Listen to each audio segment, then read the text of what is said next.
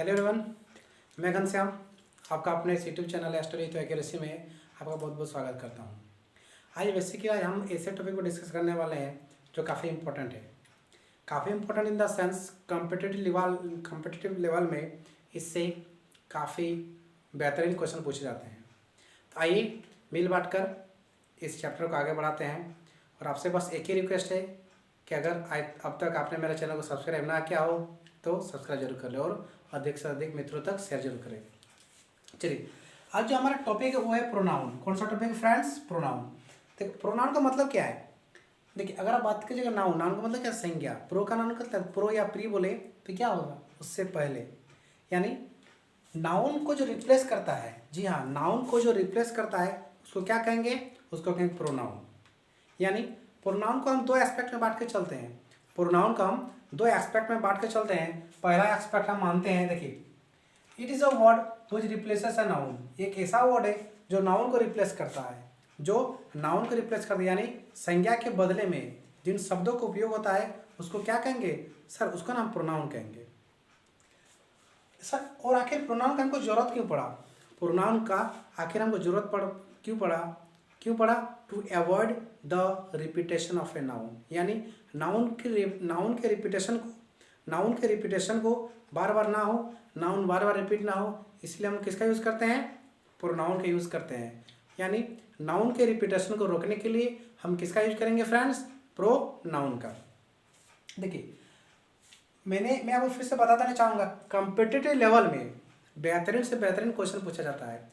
और उस बेहतरीन क्वेश्चन के जड़ तक पहुँचने के लिए, उस लेवल तक पहुँचने के लिए आपको इसके जड़े को मजबूत करना काफ़ी इंपॉर्टेंट है, काफ़ी इंपॉर्टेंट। तो इससे पहले हम कुछ देखिए, प्रोनाउन का वैसे तो और भी सारे काइंड्स होते हैं, यानी लेकिन हम इस पर अभी जानेंगे पर्सनल प्रोनाउन के बारे में। ठीक है, पर्सनल प्रोनाउन देखिए तीन टाइप का होगा।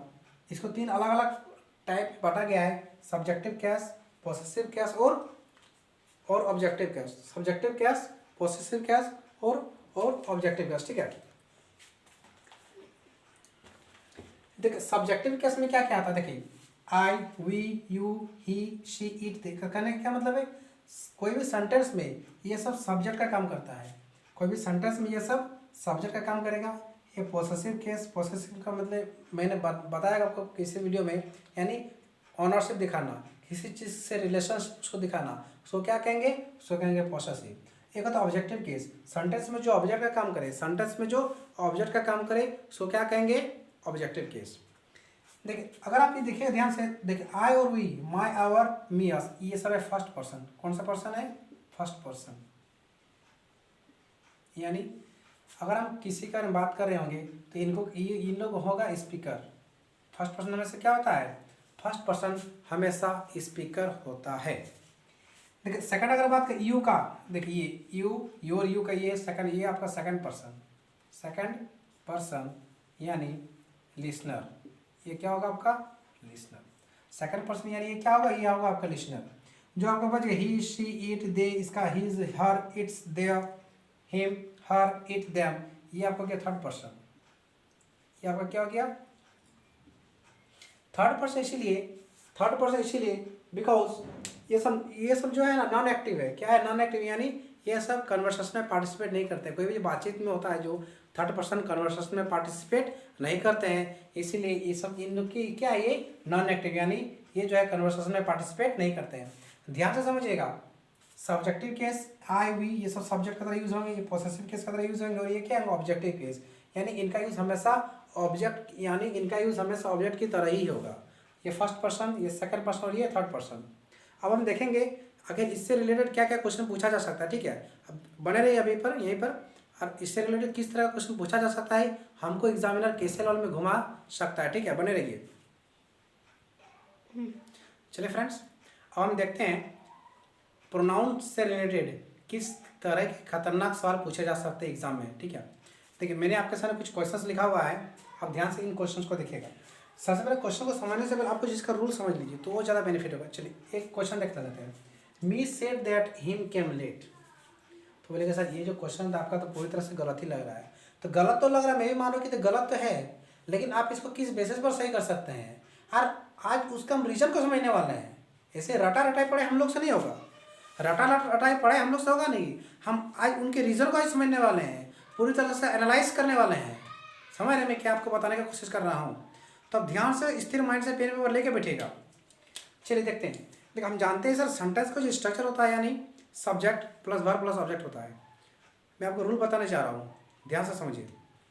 देखिए अगर सेंटेंस में आपको वर्ब नजर आए, सेंटेंस में अगर हमको वर्ब नजर आए मेन वर्ब, तो वर्ब के बाद हमेशा ऑब्जेक्टिव केस होगा।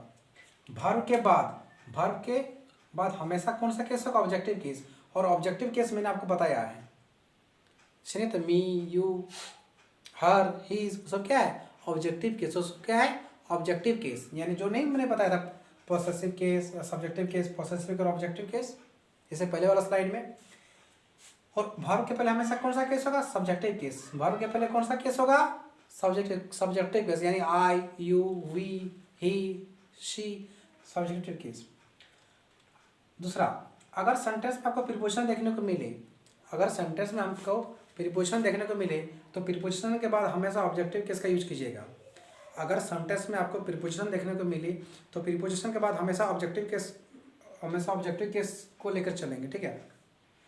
और ये थर्ड नंबर बहुत इंपॉर्टेंट, देखिए अगर दो सब्जेक्ट हो, कौन सा सब्जेक्ट हो? दो का सब्जेक्ट, और दो सब्जेक्ट प्रीपोजिशन से जुड़ा हुआ हो, दो जो सब्जेक्ट हो वो प्रीपोजिशन से जुड़ा हुआ हो, तो उसके बाद हेल्पिंग वर्ब हम यूज़ करेंगे हमेशा फर्स्ट सब्जेक्ट के अनुसार यूज करेंगे। किसके अनुसार यूज करेंगे?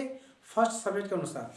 देखिए ये प्रीपोजिशन है, और हम जानते हैं प्रीपोजिशन के बाद ऑब्जेक्टिव केस होता है, और इस ऑब्जेक्टिव केस से इस हेल्पिंग वर्ब का कोई मतलब नहीं रहता है। प्रीपोजिशन के बाद हमेशा ऑब्जेक्टिव केस, ओसी में ना ऑब्जेक्टिव केस, प्रीपोजिशन के बाद क्या होता है? Objective case. और आने वाला जो हेल्पिंग वर्ब होगा इस ऑब्जेक्टिव केस से हेल्पिंग वर्ब का कोई रिलेशन नहीं होगा। हमेशा यहाँ जो हेल्पिंग वर्ब का यूज होगा हमेशा फर्स्ट वाले सब्जेक्ट के अनुसार। तो चलिए क्वेश्चन को स्टार्ट करते हैं। Me said that him came late. देखिए अब यहाँ देखिए, me said that him came late, ये अब सर ये ना आपका वर्ब है, क्या है? वर्ब। और वर्ब से पहले किसका यूज होगा? वर्ब से पहले किसका यूज होगा? Subjective case. तो मी को काट के हम क्या लिखेंगे? आई। क्यों सर? क्योंकि आई ना सब्जेक्टिव केस, आई कौन सा केस है? Subjective case. देखिए मी सेड दैट हिम केम, देखिए ये वर्ब है, वर्ब के बाद हमेशा क्या होगा? वर्ब के बाद ऑब्जेक्टिव केस। ये आपका बिल्कुल सही है, इसमें कोई ध्यान से। Me said that him came late. अब यहाँ देखिएगा सर ये केम ना, ये भी एक वर्ब है। केम क्या है सर? ये भी एक वर्ब है। तो वर्ब से पहले हम क्या बोले थे? Subjective case. हिम को काट के क्या करेंगे? सब्जेक्ट में ही करेंगे। क्यों? क्योंकि सर वर्ब से पहले हमेशा ऑब्जेक्टिव केस का यूज होता है। तो इस सेंटेंस का सही क्या हो गया? I said that he came late. आपको जरूर कुछ ना कुछ नया सीखने को मिल जाएगा। आप बस स्थिर माइंड से हमारे चैनल के साथ बने रहे। देखिए लग रहा है कि आपको कुछ नया सीख रहे हैं? कमेंट बॉक्स में बताइएगा कैसा लगे आपका क्लास। देखिए सेकंड, देखिए द टीचर एस्कोल्डेड दे। देखिए एस्कोल्डेड ये क्या है सर? ये ना वर्ब है, और वर्ब के बाद ना हमेशा ऑब्जेक्टिव केस होता है। तो दे क्या दे? तो सब्जेक्टिव केस है। देखा ऑब्जेक्टिव केस क्या हो जाएगा सर? देखा ना ऑब्जेक्टिव केस क्या हो जाएगा? देम हो जाएगा। क्या हो जाएगा फ्रेंड्स? देम। देखिए मोहन हैज इन्वाइटेड। देखिए सर ये ना आपका वर्ब है, ये क्या है? वर्ब। और वर्ब के बाद कौन सा केस होता है सर? वर्ब के बाद ना ऑब्जेक्टिव केस होता है। तो आई का आई तो सब्जेक्टिव केस है, तो आई को हटाकर हम क्या लिखेंगे? मी। यानी ये सेंटेंस इस तरह बनेगा, Mohan has invited me. Is it clear? Now we are moving of they I trust Manoj. मतलब उन लोगों में मैं भरोसा किस पर करता हूँ? मनोज पर करता हूँ, ठीक है। देख ऑफ क्या ये सर? ऑफ ना एक प्रीपोजिशन है, ऑफ क्या प्रीपोजिशन है। तो सर आप बताएं कि प्रीपोजिशन के बाद ना हमेशा ऑब्जेक्टिव केस का यूज होता है। तो क्या होगा? देख यूज होगा क्या? नहीं। देखा जा क्या यूज होगा सर? देगा ऑब्जेक्टिव केस क्या होता है? देम। देखा ऑब्जेक्टिव क्या होता है? ऑब्जेक्टिव केस देखा देम। बोलते रहिए। देखा objective case them. Next question देखिए, he likes I have done the work. सबसे पहले तो आप ये समझिए ये क्या है? लाइक सर ये ना एक वर्ब है, ये क्या है? वर्ब। और हम जानते हैं सर वर्ब के बाद ना हमेशा ऑब्जेक्टिव केस का यूज होता है। तो आई क्या ऑब्जेक्टिव केस है क्या? नहीं सर, आई ना सब्जेक्टिव केस है। तो इसको इरेज करके हम क्या लिखेंगे? Me. He likes me have done the work. अब यहाँ ध्यान से समझने की जरूरत। देखिए लाइक जो है, लाइक जो शब्द है ना वो आप प्रीपोजिशन का भी काम करेगा और वर्ब का भी काम करेगा। इस अगले वाला वीडियो में इस चीज़ पर हम डिस्कस कर देंगे। लाइक जो है वो प्रीपोजिशन का भी काम करेगा और वर्ब का भी काम करेगा। तो यहाँ देखिएगा सर ये ना यहाँ पर दो को सब्जेक्ट है, कौन सा सब्जेक्ट है, दो को सब्जेक्ट है, और हम इसको कहीं ना कहीं लाइक को यहाँ पर प्रीपोजिशन ही बोल सकते हैं। तो हमने बताया कि अगर दो सब्जेक्ट रहे और बीच में अगर प्रीपोजिशन इनको जोड़ता हो तो आने वाला जो हेल्पिंग वर्ब होगा हमेशा पहले वाला सब्जेक्ट के अनुसार होगा। तो यहाँ पर क्या हैव को काट के क्या लिखेंगे, ही के साथ हैज। ये सेंटेंस आपका इस तरह से सही हो गया, he likes me has done the work. देखिए 6, I accept they are ready for the trip. देखिए ये भी एक प्रीपोजिशन है, क्या है ये, प्रीपोजिशन। और हम जानते हैं सर प्रीपोजिशन के बाद ना हमेशा ऑब्जेक्टिव केस का यूज कीजिएगा। तो दे दो सर सब्जेक्टिव केस है, दे के काट के हम क्या करेंगे, दे को काट के हम क्या करेंगे, them. I accepted them are, देखिए आर एक सब्जेक्ट दूसरा सब्जेक्ट, यानी जो हेल्पिंग ये बीच में प्रीपोजिशन दो सब्जेक्ट का प्रीपोजिशन आपका जोड़ रहा है। तो हेल्पिंग वर्ब यूज कैसे करेंगे सर, हेल्पिंग वर्ब यूज ना आप बताएं फर्स्ट सब्जेक्ट के अनुसार करेंगे, किसके अनुसार, पहले वाला सब्जेक्ट के अनुसार। सर पहले तो आई के अनुसार यहाँ पर क्या हो जाएगा, एम, क्या हो जाएगा friends, am. I accept them am ready for the trip. उम्मीद करेंगे दोस्तों मैंने आपको आज कुछ नया बताया होगा। अगर आप ईमानदारी से अपने आप में झाँकें तो आपको कुछ बेहतरीन और कुछ नया कॉन्सेप्ट सीखने को मिला होगा, मैं यही उम्मीद करता हूँ। बस आपसे एक ही रिक्वेस्ट है, ज़्यादा से ज़्यादा इसी तरह प्यार बनाए रखिए। तो चलते हैं, मिलते हैं किसी अगले वीडियो में, तब तक के लिए हैव ए गुड डे।